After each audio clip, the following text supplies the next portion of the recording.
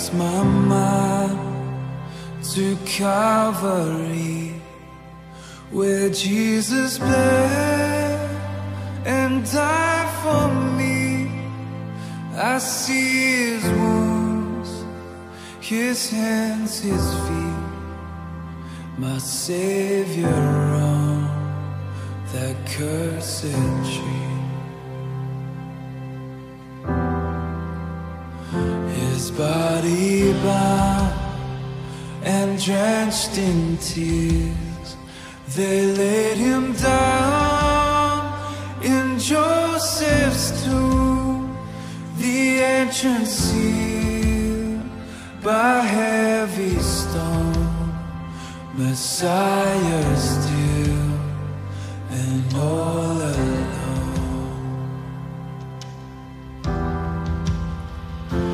Oh, praise the name of the Lord our God. Oh, praise his name forevermore. For endless days we will sing your praise. Oh Lord our God. Then on the third, at break of dawn, the Son of Heaven rose again. Oh, tremble death, where is your sting? The angels roar for Christ the King. Oh, praise the name of the Lord our God. Oh, praise his name forevermore. For endless days we will sing your praise. Oh Lord our God.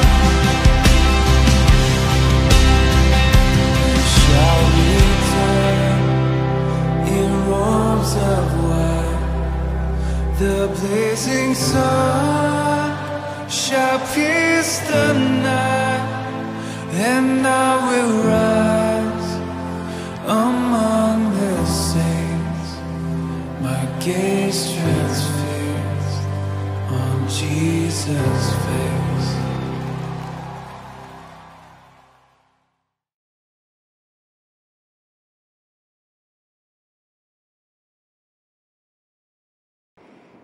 Shalom sahabat muda dikasihi oleh Tuhan Yesus Kristus. Di kesempatan malam hari ini kita bersyukur untuk segala kebaikan Tuhan dalam kehidupan kita. Sebelum kita bersama-sama merenungkan firman Tuhan dalam persekutuan pemuda di GKTK secara online pada malam hari ini, mari kita bersatu di dalam doa. Kami datang di hadapan-Mu Tuhan dengan hati yang bersyukur untuk segala situasi yang boleh kami hadapi. Di tengah-tengah pandemi COVID-19 ini kami boleh diberkati, bahkan terus Tuhan kami boleh melakukan ibadah yang dilakukan secara online. Itu bukan merupakan sebuah pembatasan buat kami, tapi kami kena percaya Roh Kudus bekerja atas kehidupan kami. Walaupun kami ada di rumah, kami terus boleh dikuatkan oleh Tuhan melalui setiap kebenaran firman Tuhan yang boleh kami dengar. Berkati renungan kami untuk sore hari ini. Di dalam nama Tuhan Yesus kami bersyukur dan berdoa. Amin.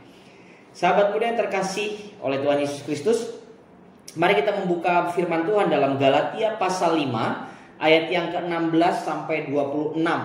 Tetapi kita akan membaca ayat yang ke-16, 17, 18, 24 dan 25 saja. Tema yang diberikan kepada saya adalah menaklukkan keinginan daging dengan berjalan bersama Roh Kudus. Saya membacakannya buat kita semua. Galatia pasal 5 ayat 16, 17, 18, 24 dan 25. Demikian firman Tuhan. Maksudku ialah hiduplah oleh roh, maka kamu tidak akan menuruti keinginan daging. Sebab keinginan daging berlawanan dengan keinginan roh, dan keinginan roh berlawanan dengan keinginan daging. Karena keduanya bertentangan, sehingga kamu setiap kali tidak melakukan apa yang kamu kehendaki.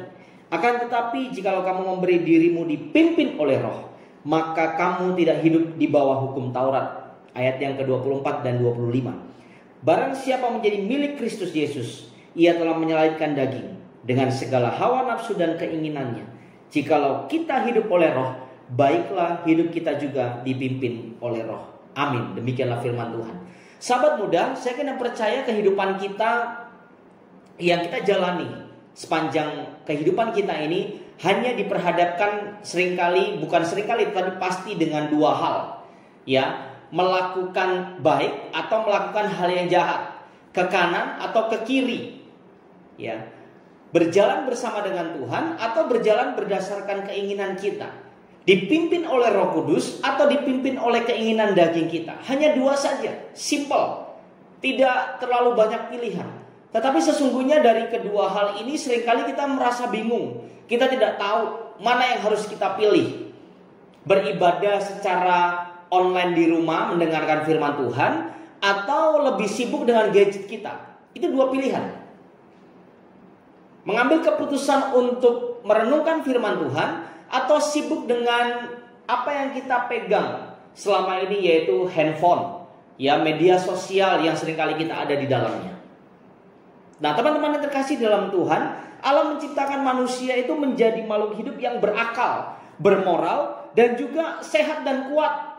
Manusia diciptakan Allah menurut gambar dan rupanya. Dalam bahasa aslinya adalah imago Dei, ya, sesuai dengan gambaran Allah.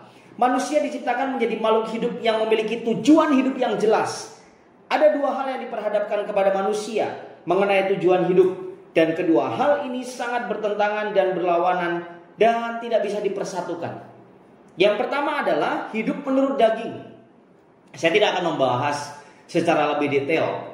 Teman-teman muda lebih tahu hidup menurut daging. Tadi yang saya katakan keputusannya. Setiap satu mau mengikuti ibadah pemuda, atau udahlah cuek aja, saya nggak peduli. Yang penting di hari-hari ini saya punya waktu khusus di media sosial saya, upload semua kegiatan atau apapun yang menjadi perasaan kita, sehingga bukan hanya teman kita yang tahu, tetapi seluruh dunia tahu kita sedang apa di hari itu. Hidup berdasarkan keinginan daging itu sangat-sangat mudah dilakukan. Hal ini disebabkan karena keinginan daging itu lebih nikmat, lebih enak, enjoy menjalaninya tanpa ada beban. Ya, kalau saya mau seperti ini, ya sudah, saya seperti ini aja, tanpa kita harus berpikir panjang. Dan masih banyak godaan lain dalam kehidupan kita. Tabiat-tabiat daging atau dosa sudah ada di dalam manusia, sehingga hal itu yang menyebabkan orang percaya sulit untuk hidup menurut keinginan Roh Allah. Menurut keinginan daging berarti memikirkan hal-hal yang duniawi. Saya tidak mengatakan bahwa kita tidak perlu berpikir tentang duniawi, misalnya tentang kekayaan, tentang materi, atau apapun juga. Tidak sampai tidak harus memikirkan itu, tetapi kita lebih lagi apa yang kita miliki ini kita mau persembahkan semuanya untuk Tuhan. Dalam Galatia 5 ayat yang ke-19 sampai 21 berkata bahwa keinginan daging banyak sekali, teman-teman bisa baca di rumah. Firman Tuhan ini, kecemaran, percabulan, kemabukan, pesta pora, sihir, ya, roh pemecah. Hal apapun itu yang bersifat negatif, itu adalah sisi dari kedagingan. Keinginan daging adalah perseteruan dengan Allah, karena ia tidak takluk kepada hukum Allah. Perseteruan artinya perlawanan terhadap hukum Allah. Keinginan daging tidak berhubungan dengan hukum Allah, hukumnya Allah. Hidup dalam hukum Allah adalah kekal, sedangkan di dalam daging adalah kematian. Dalam Roma 8 ayat yang ke-13, teman-teman bisa membukanya. Dan yang kedua adalah hidup menurut Roh Allah. Artinya bahwa hidup menurut Allah, Roh Allah, atau hidup berdasarkan Roh, artinya Roh yang memberi hidup telah memerdekakan kita dari segala hukuman dosa dan maut. Roma 8 ayat yang kedua. Dosa pada dasarnya membuat manusia akhirnya mengalami kematian, yang dalam artinya kita semua terpisah dari Allah. Arti kata dosa dalam bahasa Yunani adalah hamartia. Hamartia itu artinya meleset dari sasaran. Kalau teman-teman sedang memanah dalam sebuah fokus target yang harusnya dikena di titik tengahnya itu, kemudian kita melepaskan anak panah, dan tiba-tiba anak panah itu meleset keluar dari sasaran ini. Ya, tepat di depan saya ada kamera. Kalau itu sasarannya, saya kemudian membidik setelah saya bidik kemudian itu meleset dari sasaran kamera itu artinya dosa. Ya, hidup yang keluar dari standar Allah. Nah, teman-teman yang terkasih di dalam Tuhan Yesus Kristus, apa yang kita mau belajar malam hari ini? Mari kita membuka hati kita untuk seluruh kehidupan kita dipimpin oleh Roh Allah. Terkadang kita sebagai anak-anak muda memiliki kebebasan mencari jati diri, ingin diakui, ya. Atau kalau sekarang istilahnya adalah gabut nggak jelas, begitu ya. Artinya bahwa ya semuanya harus tahu apa yang saya alami, ya. Moody, hidup berdasarkan perasaan, tiba-tiba marah, tiba-tiba happy, tiba-tiba sedih, tiba-tiba menangis, kemudian nggak tahu lagi apa yang harus dilakukan, dan teman-teman yang ada di sekitarnya bingung, ini kenapa ya dengan teman saya ini? Mulailah untuk membuka hati kita. Hidup menurut Allah atau hidup berdasarkan Roh Allah atau dipimpin oleh Roh Allah, yaitu kita membuka hati dan bersedia untuk kita dipimpin sampai kepada garis akhir. Saya yakin dan percaya rekan-rekan muda adalah rekan-rekan yang terus militan di dalam Tuhan. Saya yakin bahwa di tengah-tengah situasi ini kita masih punya pengharapan. Kitalah ujung tombak dari sebuah gereja itu. Teman-teman mulai ingat bahwa pada saat ini adalah masa-masa di mana kita berdiam diri. Tanya kepada Tuhan, apa yang Tuhan ingin lakukan buat setiap kehidupan kita. Dan saya yakin dan percaya selesai dari pandemi ini, kita akan menjadi anak-anak muda yang berkualitas, yang memiliki dampak, dan hidupmu adalah hidup untuk memberkati banyak orang. Kiranya Roh Kudus memberikan kita hikmat dan pewahyuan, sehingga kita bukan menjadi anak-anak muda yang sembarangan, tetapi kita menjadi anak-anak muda sesuai dengan apa yang Tuhan mau. Memiliki hati, bahkan roh generasi Yosua itu terus boleh mengalir atas setiap kehidupan kita. God bless you, dan saya kira percaya engkau akan menjadi orang yang berdampak di hari-hari yang akan datang. Amin. Mari kita berdoa. Bapa di surga, terima kasih untuk kesempatan malam hari ini. Kami membuka hati kami secara seluas-luasnya untuk Tuhan bekerja dalam hidup kami. Pakai anak muda kami, Gereja Kristus Tanjung Karang. Di tengah-tengah situasi ini, hamba yakin dan percaya waktu mereka mendengarkan pesan firman Tuhan ini, Tuhan membuka hati mereka dan memberikan hikmat, sehingga Roh Kudus bekerja dengan luar biasa atas kehidupan mereka. Hamba berdoa untuk yang masih sekolah, yang bekerja, biar Tuhan yang memberikan hikmat dan pewahyuan. Tuhan yang memberikan kemampuan, sehingga setiap tanggung jawab yang boleh mereka terima, mereka boleh lakukan dengan hati yang takut akan Tuhan. Biarlah damai sejahtera Allah terus menguasai hati dan pikiran kami, dan kami menjadi orang-orang yang diberkati oleh Tuhan. Di dalam nama Tuhan Yesus Kristus kami bersyukur dan berdoa. Amin. Sampai ketemu di ibadah Sabtu yang akan datang. God bless you all.